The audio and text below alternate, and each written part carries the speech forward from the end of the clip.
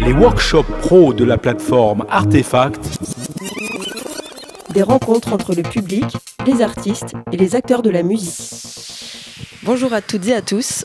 Aujourd'hui, nous avons l'honneur de recevoir Kokomo juste avant leur concert à la laiterie.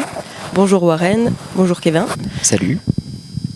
Merci d'être avec nous ce soir pour parler de votre parcours dans la musique. Donc, c'est un voyage qui débute à Angers il y a 12 ans avec un EP autoproduit, Stole My Soul. Et depuis, vous avez conquis les scènes nationales et internationales en défendant 3 albums. Le dernier étant Need Some Mo, sorti en 2022, avec LMP Music, Les Disques en Chantier et Pias. Pour l'instant, je dis pas trop de bêtises. Non. Donc, aujourd'hui, nous allons explorer les éléments clés qui ont marqué votre parcours. On va parler de musique, de création, de live, d'entourage professionnel, de modèle économique, de fanbase. Et du coup, pour commencer, j'aimerais qu'on parle de vos débuts dans la musique. Alors j'ai une question pour chacun d'entre vous.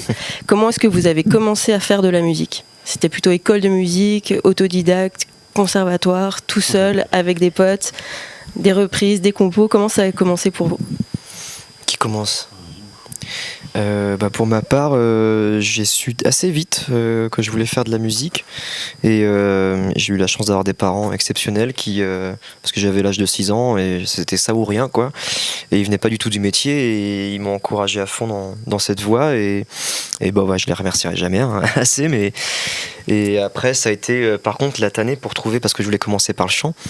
Je chantais déjà pas mal et en fait c'était dur de trouver des professeurs de chant pour si jeune âge, quand t'es un garçon surtout. Les profs de chant n'acceptent pas les garçons quand ils sont pas encore muets en fait en général. Du coup ma mère a eu à l'usure un mec à un moment donné qui a fait je demande à voir, et je me suis retrouvé du coup à 8 ans avec 2 nanas de 16 piges, donc c'est assez drôle. Et on a fait quelques cours, mais on n'est pas allé plus loin. Il m'a dit maintenant il va muer et tout, donc profitez-en pour lui mettre un instrument dans les pattes, et j'ai dit instinctivement la guitare électrique. Pas la guitare folk, la guitare classique, je voulais commencer par la guitare électrique. Et là c'était encore une autre galère pour ma mère de trouver un prof pour commencer la guitare électrique direct. Il n'y avait pas YouTube, il n'y avait pas tout ça, donc après ça a été un mec qui venait à la maison. Et c'était super cool. On a appris avec des tablatures. Non, pas des tablatures, c'est juste les grilles d'accords. Et puis après, c'était surtout à la feuille avec les disques. Et puis voilà. Puis après, ça a été conservatoire, mais plus pour rencontrer des gens. Parce qu'au bout d'un moment, quand tu fais de la musique tout seul au bout de 4 ans, t'as envie de jouer avec du monde quand même. Et puis voilà. Conservatoire un peu en mode foucheton quoi, parce que je bossais pas trop, mais c'était plus pour conservatoire avec la guitare du coup. Avec la guitare. Alors au début il y avait j'avais pris la totale. Au début il y avait donc du atelier jazz, FM, enfin formation musicale, lecture, partition, etc. et cours de guitare jazz et musique actuelle. Et au bout d'un an j'ai fait je vais garder que musique actuelle. Et puis parce que difficile de faire le lien entre solfège et ce que je faisais, les concerts que j'allais voir, etc. Même s'il y en a, mais après voilà, c'est dur j'imagine, à la place d'un prof en conservatoire, quand on t'impose un programme et vas-y, va faire le lien avec les élèves que t'as, enfin les profils différents, etc. Enfin c'est toute une galère quoi. Donc c'était pas le tout début d'ailleurs des actuels dans le conservatoire. Et c'était instauré depuis pas longtemps, ouais. C'était le début du diplôme. Ils ont installé le diplôme. Nous, on a fait partie de la première formation qui était diplômante, mais avant, ça n'existait pas. Il y avait que des diplômes pour le classique ou le jazz. Mais... Le DEM, non, c'est pas DEM, c'est ça. Où je suis pas allé au bout non plus. Voilà. On avait des dates à faire. Ouais, il y avait déjà des projets qui se mettaient en place et il fallait faire des choix. Et toi, Kevin ? Alors moi je suis un peu tombé dedans comme Obélix, comme dirait l'autre, parce que mon papa était musicien déjà depuis longtemps, donc j'ai vu des concerts jeunes. Mon tonton aussi était dans un groupe de musique, donc j'ai toujours été un peu bercé là-dedans. Je me suis jamais trop posé la question de ce que j'avais envie de faire dans la vie. Tu sais, quand t'es à l'école en primaire et que tu as ta liste, donc qui est ton papa, qui est ta maman, quel métier tu veux faire, j'ai toujours dit musicien. Batteur, je sais pas, en tout cas musicien un peu comme papa, entre guillemets. Donc je suis tombé dedans quand j'étais petit, j'ai aimé la batterie tout de suite. Il y a une batterie à la maison parfois quand mon père répétait. La guitare, ça m'a jamais trop branché. Par contre, jouer avec des guitaristes, c'est bien. Mais j'ai aimé la batterie, j'en ai fait longtemps en groupe. J'ai connu des jeunes, bon, c'est il y a longtemps maintenant, je sais plus quelle année c'était.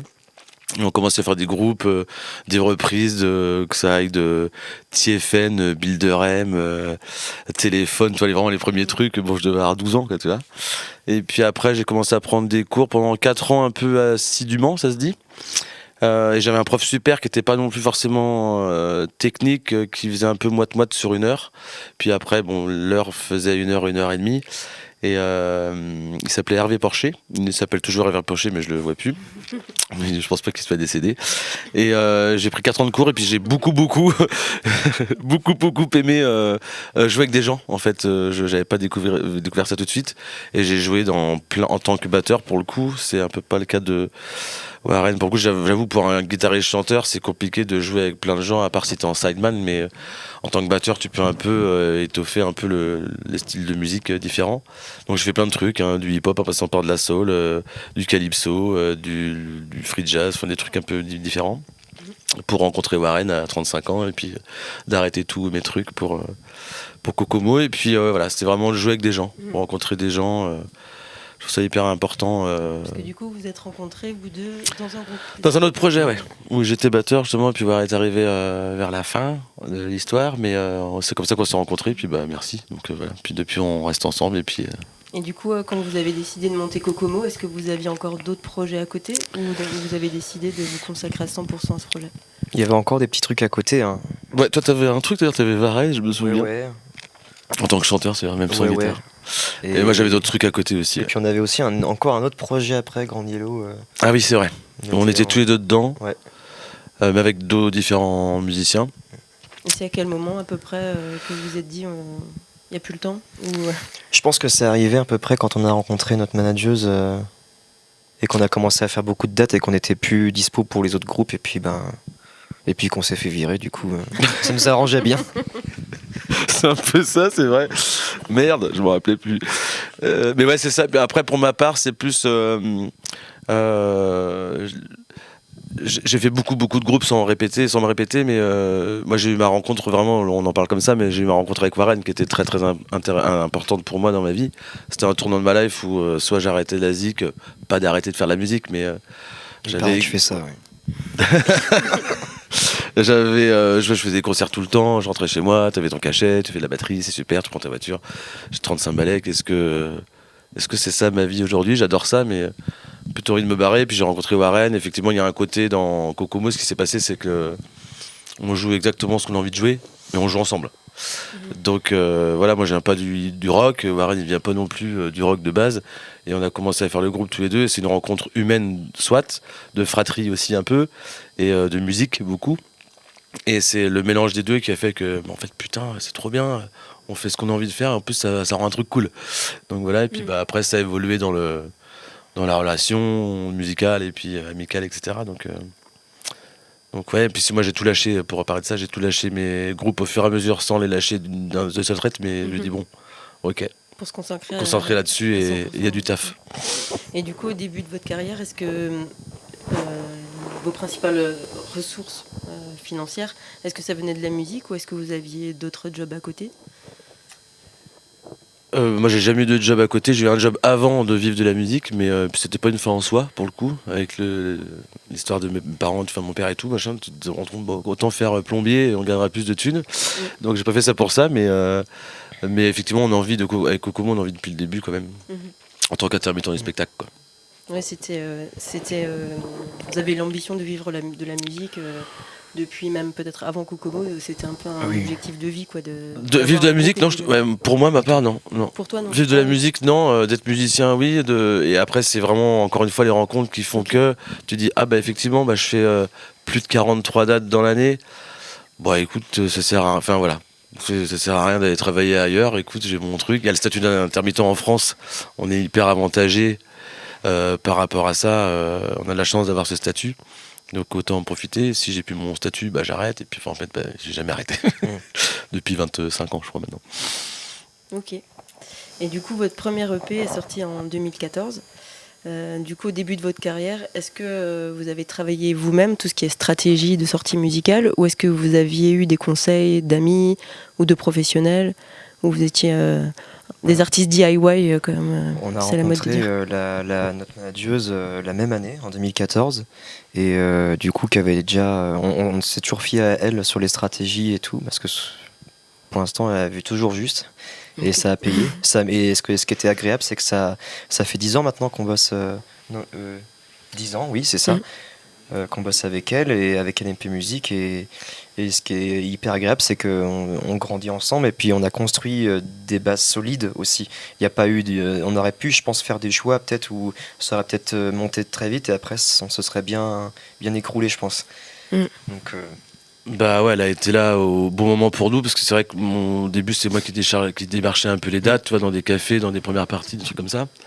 Et puis après, bah, en fait, on s'occupait un peu plus de l'artistique et d'autres choses, et c'est vrai que ça nous a donné des ailes, en fait, avec LMP, avec Muriel. Donc, Puis ça nous a libéré l'esprit surtout, parce qu'au bout d'un moment, tu peux plus faire les choix artistiques et les choix de manager et tout, c'est un autre métier, en fait. Ouais. Du coup, votre premier entourage professionnel, c'était votre LMP, manager. ouais, c'était Muriel. On a signé un contrat à 360, comme on dit, elle s'occupait du tour, du management, de la distrib, de label, un peu, tout ça. Puis après, tu fais des rencontres encore une fois dans la vie. Ça fait déjà les 2 premiers albums, on les a, voire le 3e même, on a signé avec Pias une fois que le 3e était fait. Mais les autres, on était un peu toujours auto-indé, quoi, auto-entreprise. Oui. Et vous avez su faire des super reprises qui ont eu un succès auprès du public. Vous avez sorti une cover de Personal Jesus de Depeche Mode en 2018. J'ai regardé hier soir, c'est à peu près à 300 000 streams sur Spotify. Et en 2020, vous avez sorti Last Night DJ Save My Life du groupe In Deep. Et j'ai regardé hier soir. Il atteint aujourd'hui 3,3 millions de streams sur Spotify. Donc, est-ce que... Et puis après, ouais, donc j'ai vu aussi que vous avez fait pas mal de reprises lors de live radio de Elvis, Britney Spears et plein d'autres. Du coup, comment est-ce que vous choisissez les chansons que vous décidez de reprendre ? Est-ce que vous avez une ligne artistique ? Les reprises, c'est un exercice qui est souvent imposé par les radios, en fait, mais qui n'est pas bête stratégiquement parlant, dans le sens où ça donne un effort en moins à faire au public pour découvrir un son avec une chanson qu'ils connaissent. Enfin, on connaît tous le principe même d'une cover, hein, mais du coup, ouais, c'est ce qui était dur souvent dans les live radio, c'est que souvent ils acceptent pas la formule rock, donc avec tout qui joue, avec les amplis électriques, avec la batterie complète, etc. Et nous, on défend ça depuis le début. On est un duo électrique, donc voilà, et on a réussi à je pense, faire des compromis pour faire certaines covers des fois en acoustique ou avoir avec un tout petit ampli en cube, mais en gardant un peu le son quand même Kokomo. Et puis en vrai, on n'a pas fait tant que ça non plus. Non. Comme tu disais, le Britney Spears, tout ça, c'était un truc avec Manu du 6-9 ou du 19, ou je sais plus comment ça s'appelle, de Energy. Ça, Energy, non, Fun Radio. Je sais plus. De Energy maintenant. Energy, ça doit être ça. Et ça, c'était un petit jeu où on devait faire des petits jingles de 30 secondes avec ces reprises-là. Donc voilà, c'était Warren qui propose, parce que c'est lui qui quand même fait le principal, il chante, il fait de la... Moi, je fais juste du tom bass à côté, donc ou de la batterie. Et donc c'est plus des choix qui ont été comme ça. En revanche, Personal Jesus et Last Night, ce sont des covers qu'on n'a pas forcément choisi de base. Enfin, le morceau, oui, mais c'était plutôt des demandes d'attachés de presse, en fait. Le côté un peu, justement, faites découvrir un peu votre univers par l'intermédiaire d'une cover. Et puis, ça se faisait souvent entre 2 albums. Et donc, le Personal Jesus, on l'a fait entre 2 albums. Et Last Night, on devait faire entre 2 albums, mais il y a eu une grande pandémie entre-temps. Et en plus, pour le joke, c'est que Last Night, on l'a enregistré dans un hôpital désaffecté. Destroy, en février 2020, et qu'on devait sortir en mars 2020. Voilà, donc c'est tout un truc. Donc on a un peu de mort à l'hôpital tous les jours, on s'en rappelle plus trop, mais si on a fait un peu chaud. C'est pas trop le projet. Bon, le message, pas top quoi. Donc on a attendu, je sais plus combien de temps. Et puis effectivement, c'est parti d'une blague en plus, Last Night. Et ça a fait un peu la promo du 3e avec ce morceau-là. C'est pas forcément ce qu'on avait prôné non plus. C'est pas un exercice qu'on aime forcément faire. En vrai, les covers. Par contre, on se rend compte, on fait toujours Personal Jesus en live aujourd'hui. On avait arrêté de le faire. on le refait depuis la tournée de Royal République, là où on sentait qu'il y avait un potentiel public étranger, européen. Et on adore le jouer sur scène, il se passe toujours un truc avec le public. On fait un truc particulier aussi avec le public à ce moment-là, et ça parle à tout le monde, je trouve. Ouais, c'est le côté un peu fédérateur qui est intéressant dans la cover. Ouais, je dirais pas ça, c'est plus le... Ouais, c'est ça. Moi, je trouve que c'est... J'ai découvert des groupes avec un remix, par exemple, et pas l'original, et j'ai découvert le groupe grâce à ça, donc remix ou cover. Oui. Mais c'est vrai que c'est pas un exercice. Moi, j'aime bien découvrir aussi un groupe avec leur propre compo. Donc c'est ce qu'on essaye de faire aussi. Il y a des morceaux qui ont été playlistés de composition, et pas que de la... Ça a marché, quoi. Les premiers morceaux qui sont passés à la radio, c'était les 2 covers, et puis après c'était les nôtres, donc c'était gagné. Et du coup ça a quand même marqué un petit tournant. Ça vous a servi en tout cas. Last Night nous a servi dans le sens où quelqu'un est tombé dessus, mais qui a le bras long dans les médias, et effectivement il a fait « Ah tiens, je vais les choper ces Australiens Et en fait non, on était des pauvres Nantais. Ah ouais, vous êtes Nantais, je vais les choper. Et donc grâce à lui, entre guillemets, on a réussi à avoir beaucoup plus de médias qu'habituellement. Ok. Est-ce que c'est vous qui avez géré les histoires d'obtention des autorisations de droits d'auteur, tout ça ? Ou est-ce que vous avez fait appel à une autre personne, un professionnel par rapport à... Eh bien, on a Muriel, notre manageuse, qui est là pour ça, qui était là pour ça, et heureusement, donc nous on faisait la demande, pareil, t'envoies tout à Sony. Personnel Jealous, on a eu la réponse genre 6 ou 9 mois après. Voilà, on a eu l'autorisation pour Last Night sans problème parce qu'on avait déjà fait le truc et on bossait avec des gens qui connaissent ce truc. Et on a fait dernièrement The Show Must Go On là, de Queen. On a fait une vidéo dans un lieu atypique à côté de chez nous, à Nantes, à côté de Nantes. Et là, on a eu le droit de mettre la vidéo sur YouTube, mais pas le mettre en... On n'a eu pas le droit de le mettre sur les plateformes. Ok. Ou en physique ou... Ok, et du coup, alors, je vous pose pas la question de votre première rencontre professionnelle marquante, puisque je pense que c'est Muriel. Ouais. Ah oui, oui, d'accord. Oui. Il y en a eu plein d'autres. Hein. Mais ouais, justement, quelle autre rencontre C'est notre maman, quoi, Muriel, depuis le début, ça fait 10 ans. Après, il y a eu Pias, la rencontre avec la famille Pias, où quand même la plus grosse maison de disques indé qu'on connaît et puis qu'on adore. Enfin, on est fiers d'être chez Pias. Ils ont une manière de fonctionner, des artistes qu'on adore aussi. On a trouvé qu'il y avait un petit côté famille aussi là-dedans. Grave. Super esprit. Et puis ils nous suivent un peu sur les côtés de distrib, mais un peu plus, ils nous aident pour plein de choses. Puis après, il y a les artistes aussi qu'on rencontre en tournée. On a eu la chance de faire une tournée entière avec Royal République, des Suédois qu'on connaissait à peine, qui avaient une grosse fanbase dans toute l'Europe. Et vous les avez rencontrés comment ? On les a rencontrés sur Taratata directement. On savait qu'on allait jouer un morceau ensemble, mais... humainement il s'était rien passé avant, donc c'est un peu casse-gueule, mais en fait on savait qu'on allait se voir la veille pour répéter un morceau et qu'on allait enregistrer le show le lendemain direct. Et c'était trop fou. Et on se connaissait pas en plus. On savait que si ça matchait bien, après il y avait une tournée entière en Europe avec eux dans leur tourbus, ce qui se fait rarement en général. Rarement les mecs acceptent les premières parties dans leur tourbus à eux. Et puis on a découvert que c'était pas des tristes, quoi.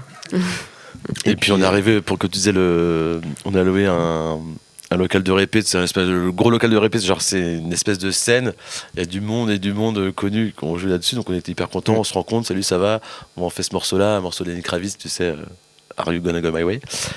Et en fait, en vrai, on l'a répété 2 fois. On s'est regardé, on a fait OK. On va boire un verre. On boit des bières maintenant. On le fait une autre fois juste pour voir comment ça fait. Et ça s'est trop bien fait. Et puis après, on est parti pendant 40 dates avec eux en bus. On était 3 de Kokomo avec 13 Suédois qu'on connaît pas. Complètement tarés les uns plus que les autres. Et puis en fait, c'était hyper bien. C'était une superbe expérience professionnelle aussi. Ouais. Et du coup, vous auriez quoi comme conseil à donner à des artistes pour justement favoriser des connexions avec d'autres groupes ou d'autres pros, à part juste d'être sympa et de boire des coups. Mais non, mais c'est con à dire, mais en fait, quand Kevin, je pense, parlait du fait de rencontrer beaucoup de monde très vite, Euh, même si pour mon cas ça n'a pas duré tant de temps que ça, j'en ai rencontré assez tôt, mais je pense que quand tu t'es longtemps isolé, que tu te fais ton idée du métier, de la musique et tout, bah t'es trop isolé et tu perds un peu, un peu les pieds quoi. Et il faut toujours être respectueux avec les gens, pas péter plus haut que ton cul. Jamais se la raconter. On croise de moins en moins de gens qui se la racontent, mais il y en a quand même. Dès que tu les croises sur la route, c'est crié direct quoi. Et prendre conscience que quand tu joues quelque part, c'est pas si ça a marché, c'est pas juste à cause de toi ou grâce à toi, c'est de tout le monde, les gens qui t'ont accueilli jusqu'au dernier bénévole en fait. Et ça, je pense qu'il faut jamais le perdre. On a encore eu l'exemple avec un petit message qu'on a eu hier. On a fait un concert normal dans une salle normale. On a été normaux. Et encore, je trouve on était un petit peu dégoûtés de nous, entre guillemets. On a eu des petits couilles techniques. On est rarement content en général en sortant d'un concert, mais on se trouvait un petit peu, un peu grognon et tout. Donc tu te dis merde, c'est parce qu'elle n'a pas laissé une mauvaise image et tout. Et puis on a eu un message hyper touchant. Il n'y avait pas que 4 lignes, quoi. Il y avait vraiment un truc. Tu fais tu sais pourquoi tu fais ce métier. Puis après on a commencé à 2 avec Warren, après on a été avec ta chérie, avec le camion, le merch, un petit peu on vendait 2-3 CD avec des médiateurs. Et là aujourd'hui on se retrouve à 8, donc effectivement il y a aussi l'équipe qui est hyper importante à donner une bonne image. Comme dit Warren, il n'y a pas que la ZIC, et c'est vrai que nous on a commencé donc en 2015, un petit peu avant. On a fait les transmusicales, on n'en a pas parlé je crois, mais on a commencé avec les transmusicales de Rennes. C'est un espèce de tremplin ou pas, mais en tout cas ça l'a été pour nous et ça nous a projeté en Inde. Après l'Inde te fait partir en Corée du Sud, après tu vas t'as spoilé toutes en mes Australie. questions. T'as dit quoi? Non, je rigole, juste t'as spoilé toutes mes questions. Ah pardon. J'ai rien dit. Mais justement, sur les transmusicales, c'était un vrai tremplin.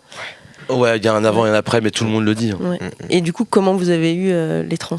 Cette date-là c'est Jean-Louis Brossard qui nous a repérés déjà. C'était, on bossait avec Trampo, je crois. C'est Trampo qui nous avait après mes souvenirs. Ça remonte aussi là pour le coup. C'est pareil, un petit EP qu'on avait fait à la maison. On avait postulé, non? Je sais plus non, je crois que c'est Karim de Trampo. Oui, Trampoino, c'est un dispositif aussi à Nantes qui est super. De locaux de répé, d'associations aussi pour les enfants, pour prendre des cours, et non pas des cours individuels mais des cours en collectivité de musique qui sont chouettes. Puis ils font si je me trompe pas, il y a plein de choses qu'ils font dedans. Dispositifs d'accompagnement, de formation. C'est ça, exactement, voilà, merci. Comme ça, ouais. Et donc au tout début on bossait un peu avec eux, on répétait là-bas. Et c'est ça qui a amené le CD à Jean-Louis Brossard, et qui après... Puis après, plus tu joues dans des endroits, même que ça soit un bar, j'ai des exemples pour ça avec un groupe qui s'appelait No Jazz, je sais pas si ça vous parle, mais pareil, parisien, ils ont joué un soir dans un bar, un café-concert à la con, entre guillemets, et dans le bar, t'avais un mec assis, et c'était le producteur de Miles Davis, machin, un truc, et ils ont décollé, entre guillemets, grâce à ça. Et chaque concert est vraiment important, que ce soit dans un bar où tu te dis pas, bon, ça c'est tout pour l'histoire, en fait c'est parce que c'est là qu'il peut se passer un truc, et il faut être gentil aussi, enfin tu vois. Encore une fois, pas plutôt que son cul, comme dit Warren. Mais et donc c'est ça, je pense que ce sont les rencontres, les programmateurs qui font putain, c'est cool, le groupe est sympa, par contre ils sont vraiment cons comme la lune, donc ça sert à rien de les inviter. Même si aujourd'hui apparemment PNL sont encore invités dans les festivals alors qu'ils font de la merde. Je chute pas de marque. Mais c'est ça en fait, je pense que c'est important, c'est de respecter ça. Puis pour moi c'est les rencontres, mais que ça soit dans la musique ou dans la vie ou dans la programmation, quoi. Et du coup t'as parlé d'une équipe de 8, du coup c'est quoi leur rôle à ces autres personnes du coup Ils sont juste là pour nous cirer les pompes, nous laver le linge. Non, maintenant on a un mec qui fait le son en face pour le public, un mec qui fait le son au retour pour nous, quelqu'un qui s'occupe du plateau, quelqu'un qui fait la lumière, quelqu'un qui s'occupe du merchandising, et puis un régisseur plateau, régisseur tourneur un peu. Ok. Voilà, ça grossit un fur et à mesure, quoi. Ok. Et est-ce que vous avez d'autres partenaires, un éditeur par exemple? Édition, on est chez qui? Édition, c'est nous aussi, c'est LMP, aussi. C'est Disque en Chantier et Kokomo. Ça marche. Et du coup, je reviens sur les tremplins de Rennes, voilà, sur le tremplin de Rennes, qui vous a permis de partir très vite à l'étranger, notamment en Asie. Et du coup, est-ce que vous avez eu des facilités, des facilitateurs pour organiser ces tournées à l'étranger. Comment ça a fonctionné pour vous? Comment vous avez trouvé ces dates, ces tournées? Il y avait un tourneur qui organisait tous les ans la même tournée, notamment en Chine, Thaïlande je crois aussi qui faisait, Indonésie, Vietnam. Et donc il avait son réseau et chaque année il proposait un groupe, il fallait qu'il soit breton, c'était ça la condition je crois. Donc nous comme on est de Nantes, bon... Ça passe un peu, c'est passé crème. Et du coup, on a été parachuté en Chine. C'est la première destination après les trans, je crois. Et c'était chaud parce que on était vraiment à poil, quoi. On était vraiment que Kevin et moi. Il y avait des fois un traducteur, mais souvent on était livrés à nous-mêmes. Et en Chine, ils parlent pas super bien anglais. Techniquement, c'était assez lunaire aussi.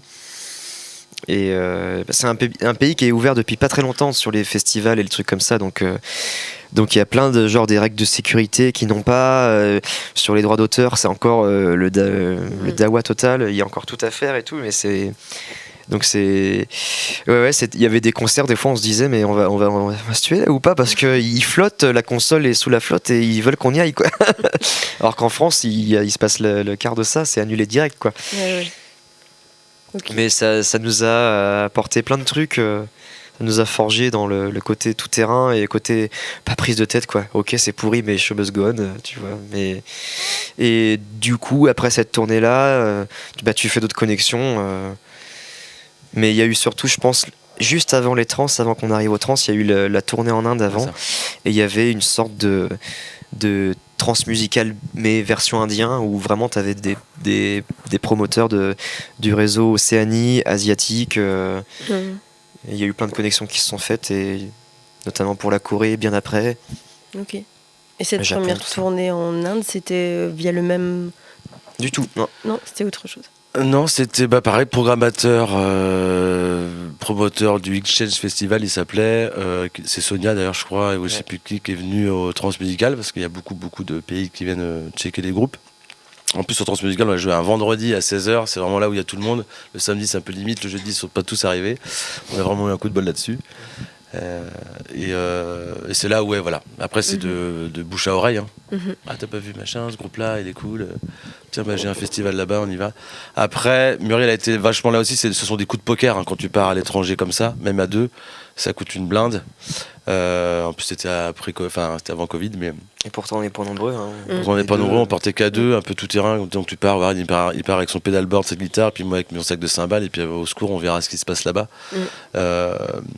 Donc c'était plutôt pas un coup de poker, mais c'est un investissement en fait. Ouais. Donc c'est pas là où tu gagnes des thunes, c'est pas là où tu joues dans des salles de ouf, mais au contraire, effectivement, ça forge tous les deux, ça forge le groupe. Ça... C'est ça, c'est que ça nous a autant pour le développement du projet.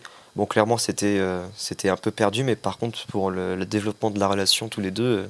Pour le développement du projet, tu veux dire, ça n'a pas changé votre notoriété en France, par exemple Alors, par contre, si, il y a un truc qui est marrant, c'est que l'attitude des programmateurs en France a changé après le fait qu'on est tourné en Asie. Ok. C'était un petit peu, voilà... C'est peut-être pas pour rien qu'on a fait ça non plus, mais... Enfin, nous, non, mais... Oui, je pensais ça aussi. Putain, ils sont partis jouer là-bas. Ouais, tu verrais les conditions, mec. On a joué sur une batterie Play School et une guitare Yoplait, quoi. Tu vois, donc, c'est très bizarre. Avec un micro Fisher-Price. Alors, je voulais évoquer un événement moins drôle, du coup. C'est ce qui vous est arrivé cet été sur l'autoroute où votre tourbus a pris feu. Heureusement, personne n'a été blessé. Tout à fait. Mais vous avez perdu tout votre matériel.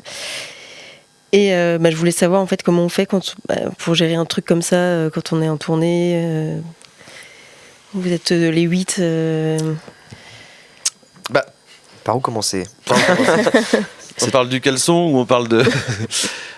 non, c'est que c'est... En plus, en vrai, pour le truc, c'était notre première date. On a fait avec Royal République, mais là, c'est vraiment le tourbus de Kokomo qui part pour 5 dates, parce que c'était un routing un peu de merde. C'était vraiment la première date, donc hyper content, hyper fier, entre guillemets, sans prétention, mais hyper fier d'être avec tous tes copains.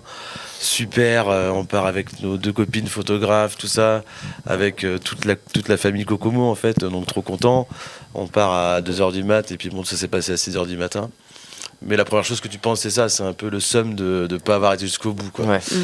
Mais après, c'est surtout que tout le monde est vivant, tout le monde a géré, on a été, ça nous a Je soudés de pense ouf, que quoi. très très très vite on a pris conscience de la gravité du truc et qu'on était tous vivants et ce qui était dur c'est qu'effectivement après pendant une demi-heure on a vu le truc brûler et puis tu te dis tu es en train de tout perdre quoi. Et là tu peux rien mais par contre t'as fait ce qu'il fallait, bon on est tous sortis en slip avec sans téléphone mais on n'a pas réfléchi, on est sortis déjà, c'est cool. Il n'y a que Antoine qui est sur téléphone, alors c'est grâce à lui qu'on a appelé nos mamans et nos chéris, tout ça. Et vous pensez que du coup, toutes les expériences que vous avez eues avec vos tournées à l'étranger et tout le reste, ça vous a permis aussi peut-être de gérer... De relativiser un peu le truc, tu veux dire ? Pas forcément relativiser, mais de gérer l'après. D'avoir une relation aussi, vous, suffisamment forte pour... Ouais, puis toute l'équipe, on a ça aussi. C'est vrai qu'encore une fois, on est que 2 sur scène, mais il y a quand même tout le reste. Et sans eux, voilà, chacun gérait à sa manière aussi, chacun était choqué à sa manière, parce que c'est un choc de ouf. En fait, tu sors, t'es content, tu te marres, et en même temps tu pleures, tu comprends pas ce qui se passe, tu te dis putain, en fait, c'est un cauchemar, quoi.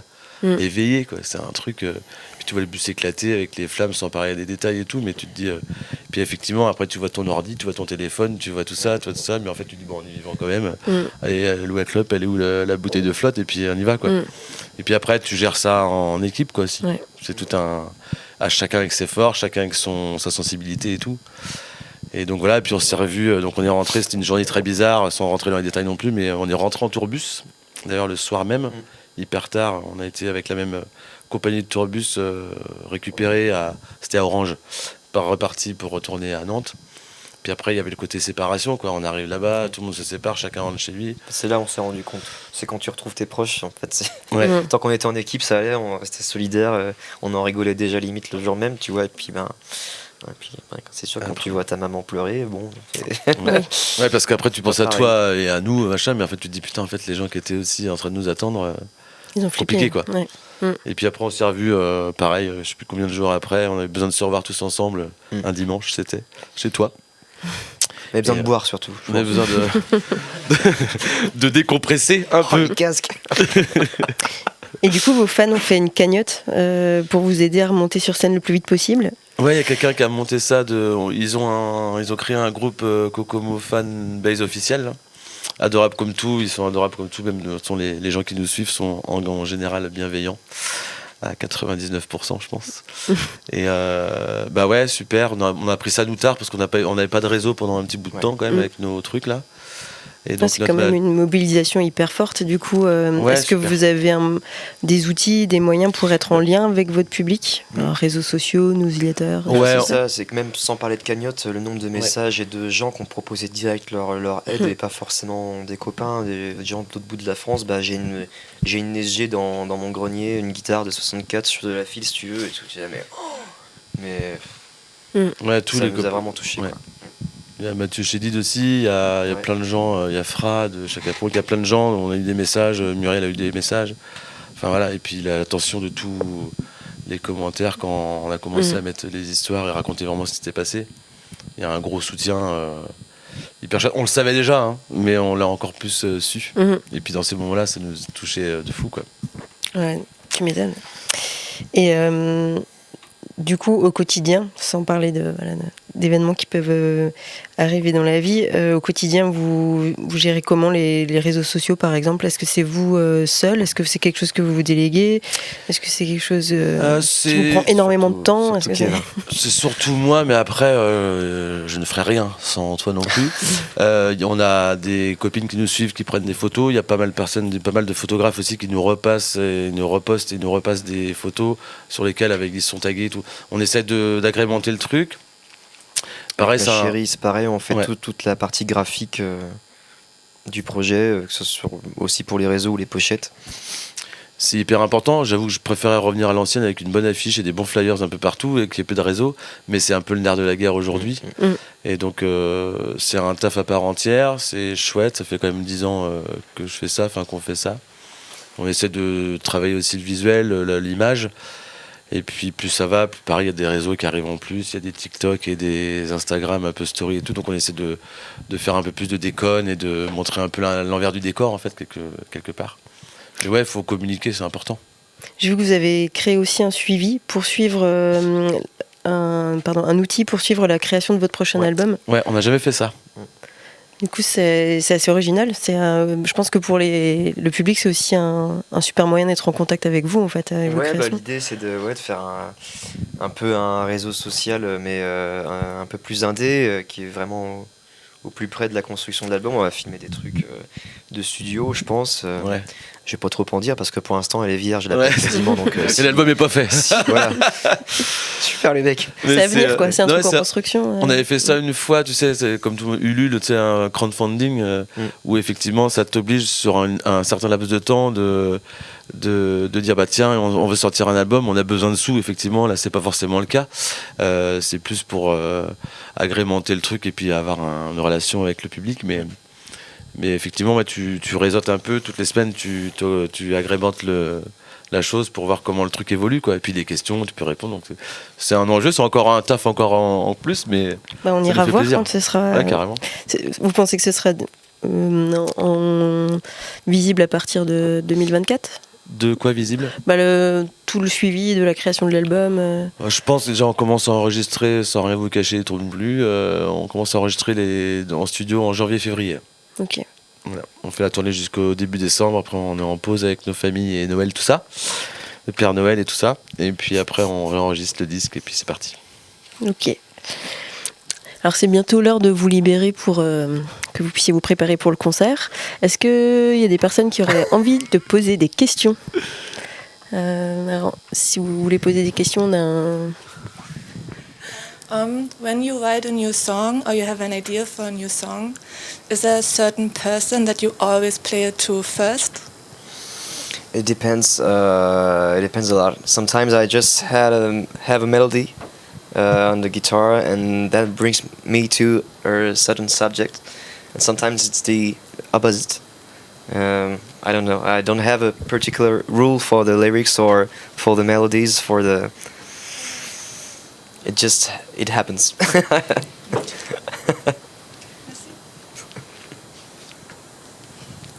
Vous êtes tous musiciens aussi là, ouais. Vous avez un groupe et tout. T'es batteur quoi. Non, je fais de la musique moi. Ok. Savoir un petit peu quand vous avez senti que ça prenait, c'est à quel moment que ça s'est passé. Est-ce que c'est au transmusical comme vous l'aviez Alors, je pense qu'on n'a aucun recul là-dessus en fait, sur le côté ça prend. Souvent les gens disent ça y est, c'est maintenant là, ça décolle et tout. Nous on est là, en fait on fait la même chose depuis 10 ans et. Vous êtes encore en décollage en fait. Bah ouais. Exactement. J'espère qu'on le fera longtemps. Bah ouais. Carrément. Là où tu te rends compte effectivement qu'il y a des choses qui se passent, c'est quand t'es au Mans, alors que nous on est nantais, t'es au Mans dans la rue, puis tu fais ah Kokomo, machin, photo. Là tu dis bon, on s'appelle pour pas des restas, mais là tu dis bon effectivement il y a un truc, il y a un petit changement, mais sinon nous on s'en rend pas compte dans la vie du tout. Non, pour nous on est toujours pas content de notre concert, toujours on veut toujours plus. Mais est-ce que vous aviez conscience qu'il y avait une alchimie, un truc qui se passait quand même au moment où vous avez créé le groupe, où vous avez sorti le premier EP, etc., les premiers lives Non, franchement. Bah, conscient qu'il y a un truc qui se passe entre nous, je pense. Oui, il y a des trucs. Oui, on voit pareil avec le public. Au bout d'un moment, on serait pas là, quoi. Mais ouais, je pense que c'est juste t'écoutes ton ressenti et puis bah pareil, il y a des choses que tu reproduis avec le public parce que ça a bien marché, et puis après tu penses que ça va marcher tous les soirs et puis non. Et il faut écouter beaucoup, être dans l'écoute, mais Est-ce que le merch c'est un indicateur ?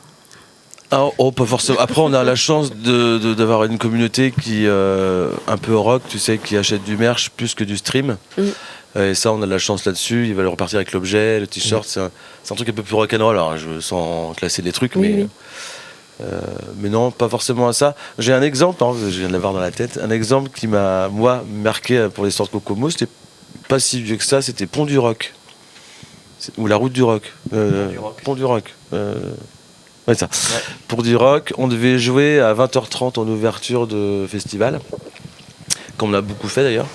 20h30 début de festival, et puis une semaine avant, t'as le programmateur qui appelle notre régisseur qui dit oui, En fait, il y a un groupe anglais qui s'est désisté, qui joue à 1h30 du mat, après Massisteria, genre, tu vois le truc sur la grosse scène qui tue.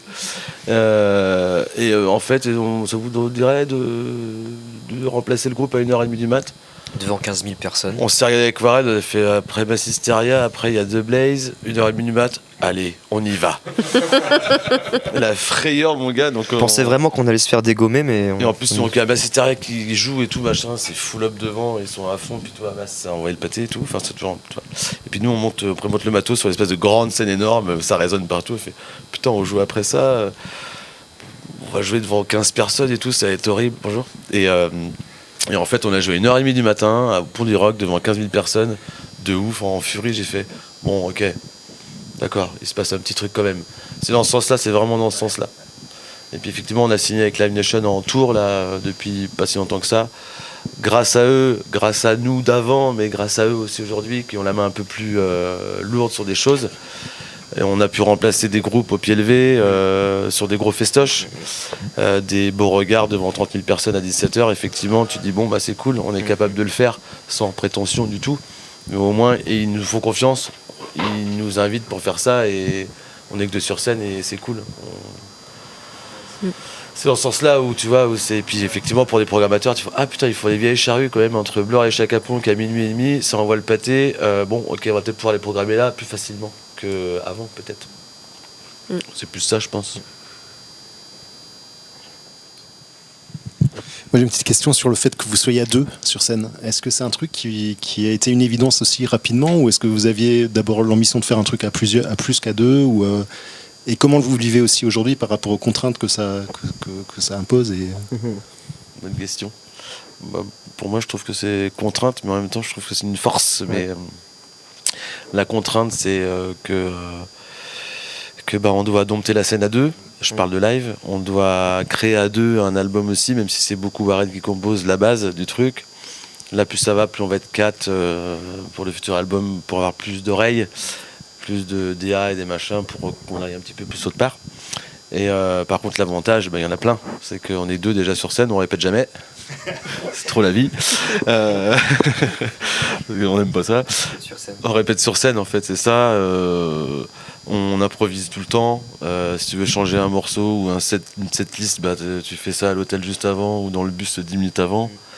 Il y a plein d'avantages. Et puis là où le lighteux, celui qui fait nos lumières, est super content de l'apprendre 5 minutes avant. C'est lui le 3e membre du groupe en fait de base. On pense encore comme si on était qu'à 2 en fait, c'est ça qui est... Ouais. Mais non, c'est ça, c'est une force en fait. Pour le moment, on reste toujours comme ça. On n'a pas du tout l'envie et l'utilité de prendre quelqu'un d'autre. Mais si un jour vient, Warren il commence à écrire des morceaux un peu compo avec un banjo, une trompette, et tout l'album est comme ça, et pour le défendre en live, tu peux quand même avoir un banjo et une trompette. Donc. Mais pour le moment, c'est pas le cas. Pas trop le propos, non. Et pour la zik, ouais, ça forge à faire un peu plus simple, efficace, plutôt que mettre des trucs un peu partout. Ça fait écrire différemment déjà, on ferait pas du tout la même musique en fait si on était ne serait-ce qu'avec un de plus. Est-ce que c'était un avantage pour trouver des dates de concert pour des premières parties par exemple ? Peut-être, mais on l'a pas fait pour ça. Ouais, non. Vous avez peut-être senti que c'était un avantage sans que ce soit fait exprès quoi. Mais... Franchement non, tout le monde nous parle d'un truc un peu aussi économique à 2. Ça lève, on se rend compte que c'est économique à 2, même si on est que 8 sur la route. Donc parfois il y a un groupe sur 4 sur scène qui coûte moins cher que Kokomo aujourd'hui, si on parle de ça. Mais c'est vraiment pas une fin en soi, c'était vraiment pas le but, c'était que ok, c'est cool, en plus on peut avec les machines d'aujourd'hui, avec son octaveur, on peut faire des choses, à 2 il se peut passer un truc sans que ça fasse, tu vois.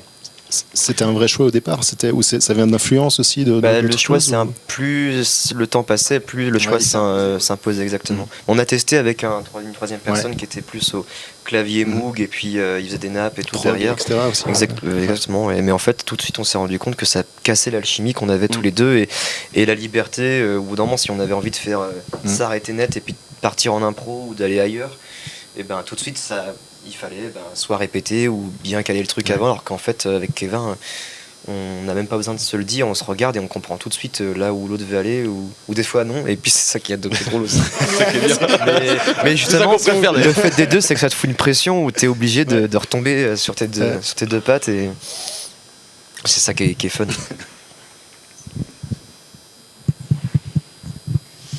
Alors moi j'ai une question très très générale.